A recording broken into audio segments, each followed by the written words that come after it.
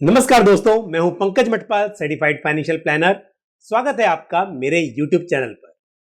दोस्तों, आपको याद होगा सितंबर 2020 में securities and exchange board of India यानी कि सेबी ने म्यूचुअल फंड में जो मल्टी कैप कैटेगरी है उसकी गाइडलाइन को रिवाइज किया, क्योंकि मल्टी कैप कैटेगरी में कंडीशन ये थी कि आप 65% इक्विटी में एलोकेशन करेंगे, लेकिन इसमें यह डिफाइंड नहीं था कि कितना परसेंट लार्ज कैप में होगा, कितना मिड कैप में होगा, कितना स्मॉल कैप में होगा।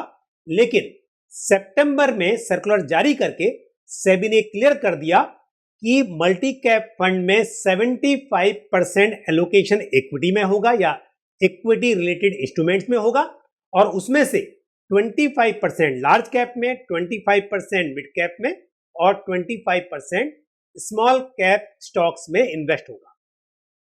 यानी कि ट्रू टू लेबल, मतलब यदि ये मल्टी कैप है तो इन्वेस्टमेंट मल्टी कैप में होना चाहिए, यानी कि large cap, mid cap, small cap, सभी तरह के मार्केट कैप वाले स्टॉक्स उस स्कीम के पोर्टफोलियो में होने चाहिए। और हकीकत ये थी उस वक्त खास तौर पर कि ज्यादातर फंड्स में इन्वेस्टमेंट लार्ज कैप स्टॉक्स में था।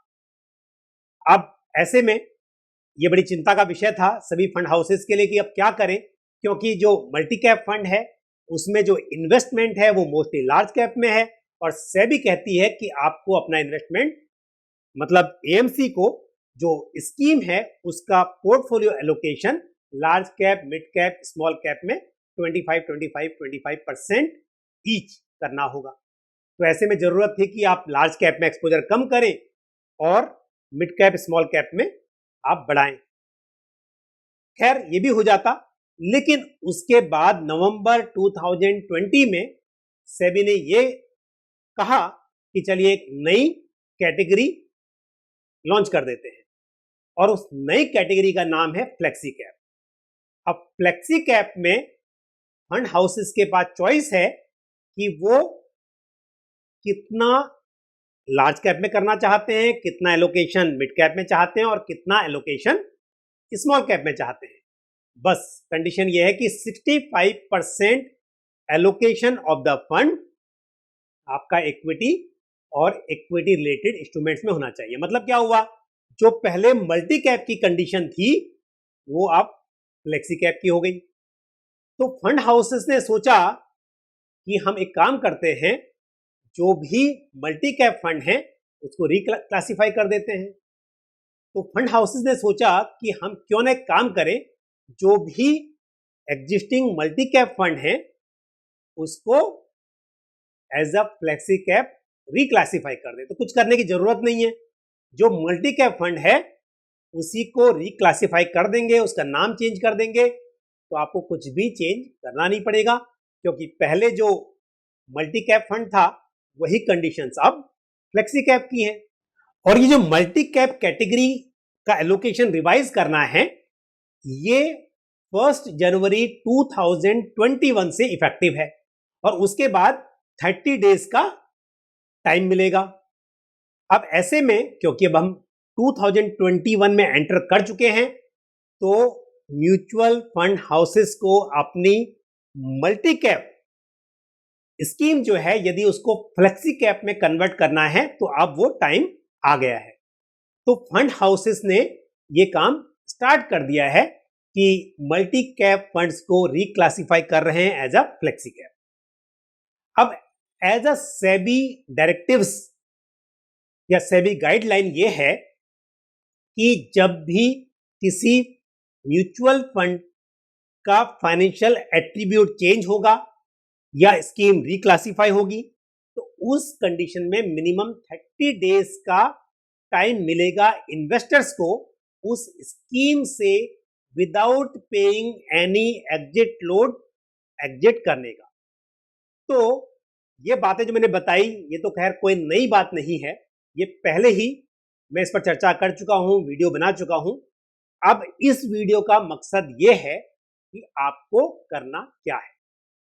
अब मान लीजिए आपने किसी स्कीम में इन्वेस्ट किया हुआ है, उदाहरण के तौर पर मान लेते हैं आईडीएफसी मल्टी कैप फंड में आपका इन्वेस्टमेंट है और आईडीएफसी मल्टी कैप अब बन गया है आईडीएफसी फ्लेक्सी कैप। कुछ स्कीम्स पहले भी रिक्लासिफाई हो चुकी हैं और आने वाले समय में हो सकता है कि बहुत सारे फंड हाउसेस अपने मल्टी कैप फंड को रिक्लासिफाई करें, और नहीं करेंगे तो उन्हें अपने मल्टी कैप फंड का एलोकेशन चेंज करना होगा। तो दोनों ही स्थिति में या तो रिक्लासिफाई करें या फिर अगर वो मल्टी कैप को चेंज नहीं करना चाहते, रिक्लासिफाई नहीं करना चाहते फ्लेक्सी कैप में, तो उसका एसेट एलोकेशन, उसका allocation between large cap, mid cap and small cap, वो जैसा डिसाइडेड है 25% इन ईच, वो करेंगे। तो अब जैसा मैं उदाहरण दे रहा था आईडीएफसी फ्लेक्सी कैप का, अब यदि आपको इस स्कीम में बने रहना है, अब ये भी सवाल उठता है कि आपको बने रहना चाहिए या नहीं बने रहना चाहिए। तो दोस्तों सवाल ये है कि यदि आप किसी मल्टी कैप फंड में इन्वेस्टेड थे और उसका जो एलोकेशन था वो डेफिनेटली एज ऑफ नाउ मान लीजिए लार्ज कैप में अधिक था, बट आप खुश थे उस फंड से, आप स्कीम की परफॉर्मेंस से खुश हैं, आपको उसमें रहना था, तो अब उसका नाम मल्टी कैप रहे या फ्लेक्सी कैप रहे, आपको क्या फर्क पड़ता है? तो उस केस में आपको वहां से एग्जिट करने की जरूरत मेरे हिसाब से नहीं है। लेकिन यदि आप करना चाहते हैं तो विद इन दीज 30 डेज, जब से वो स्कीम रिक्लासिफाई होती है, उसका नोटिस जारी होता है, जो भी इफेक्टिव डेट है, वहां से 30 डेज का टाइम आपके पास है। उन 30 डेज में आप वहां से एग्जिट कीजिए, आपको कोई एग्जिट लोड नहीं लगेगा। अब यदि मान लीजिए वो स्कीम अपना पोर्टफोलियो चेंज करती है और आपको वहां पर नहीं रहना है, क्योंकि आप उस स्कीम में थे, क्योंकि उसका एलोकेशन लार्ज कैप में ज्यादा था और आपको वैसा ही पोर्टफोलियो चाहिए था, आप नहीं चाहते कि आपका 25% एलोकेशन स्मॉल कैप में हो। तो उस केस में, क्योंकि अब यदि वो स्कीम रिक्लासिफाई नहीं हो रही है, वो मल्टी कैप में ही बने रहना चाहते हैं, तो उस केस में भी आपको डिसाइड करना है आप उस तरह के एलोकेशन में बने रहेंगे या फिर आपको वहां से एग्जिट करना है। यदि आपको वहां से एग्जिट करना है तो उस केस में भी आपको 30 डेज का टाइम मिलेगा और उस 30 डेज में आप डिसाइड कीजिए। तो ये समय आ गया है, क्योंकि हम 2021 में एंटर कर चुके हैं और फंड हाउसेस ने डिसीजन लेना स्टार्ट कर दिया है कि क्या उनको मल्टी कैप में रहना है और अपना पोर्टफोलियो को चेंज करना है या उन्हें अपनी स्कीम को रिक्लासिफाई करना है। तो आप थोड़ा यहाँ पर सतर्क रहिए और जैसे ही नोटिस जारी होता है, आपको मेल आता है, आप अपने हिसाब से डिसीजन ले लीजिए, क्योंकि यदि आप बाद में डिसीजन लेंगे तो फिर एग्जिट लोड एप्लीकेबल हो सकता है। यदि आप उस पीरियड में हैं, मान लीजिए कि स्कीम में ये कंडीशन है कि विद इन 1 ईयर एग्जिट करने पर एग्जिट लोड एप्लीकेबल होता है और आप विद इन 1 ईयर मतलब आपने जब से इन्वेस्ट किया है 1 ईयर ओवर नहीं हुआ है, तो उस केस में अदरवाइज आपको एग्जिट लोड पे करना होगा, बेयर करना होगा। अब दूसरी बात यह है कि कैपिटल गेन टैक्स, तो वो ध्यान रहे कि आपको कैपिटल गेन टैक्स, चाहे वो शॉर्ट टर्म कैपिटल गेन हो या लॉन्ग टर्म कैपिटल गेन हो, जैसा भी केस हो, और यदि वो एप्लीकेबल है आपके ऊपर तो वो एप्लीकेबल होगा, वो नहीं एग्जेम्प्ट होगा।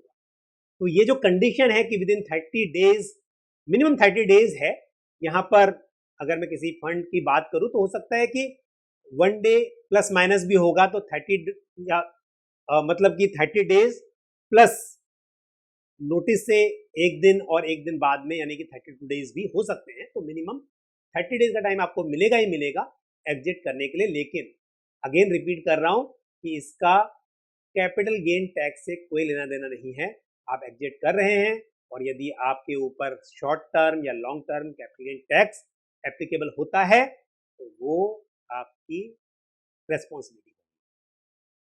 तो दोस्तों मुझे उम्मीद है कि जानकारी आपको पसंद आई होगी। अगेन वीडियो को लाइक करना बिल्कुल ना भूलें और अधिक से अधिक शेयर भी करें।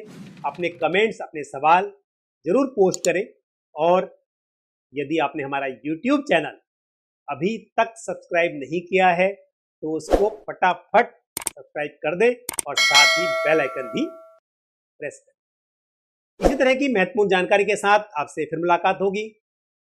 Thank you very much. जय Hind. Mutual fund investments are subject to market risks. Read all scheme related documents carefully.